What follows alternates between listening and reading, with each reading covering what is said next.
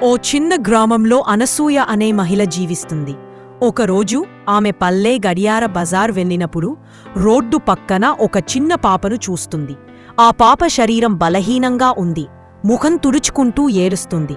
ఆమె చుట్టూ ఎవరూ లేరు. అనసూయ ఆ పాపను తన గుండెలకు అల్లకుంటుంది. నీవు నా బిడ్డ అంటుంది. ఆ పాపకు ఆమె సంధ్య అని పేరు పెడుతుంది. అనసూయ తన అన్ని కష్టాలు భరించి సంధ్యను చదివిస్తుంది. ఇంట్లో పనులు చేసుకుంటూ పల్లెటూరులో ఉన్న ప్రభుత్వ పాఠశాలలో ప్రవేశపెడుతుంది. మానవతాభావంతో పెరుగుతుంది. అమ్మలాంటి వారు లేరు అంటే మనం ఎందుకూ మరొక అమ్మను తయారు చేయకూడదు అనే ఆలోచన ఆమె మదిలో నాటుతుంది. సంధ్య చివరకు యూపీఎస్సీ పరీక్షలో ఉత్తీర్ణత సాధించి ఐఏఎస్ ఆఫీసర్ అవుతుంది. గ్రామంలో మొదటి మహిళ ఐఏఎస్ ఆఫీసర్గా ఆమె పేరు ప్రతిష్టగా మారుతుంది. ఆమె తన మొదటి జీతంతో చిన్న అనాథ బాలికల కోసం అనసూయ ఆశ్రమం అనే గృహాన్ని స్థాపిస్తుంది. అక్కడ వందల మంది చిన్నారులు చదువుకుంటూ ప్రేమగా పెరుగుతున్నారు.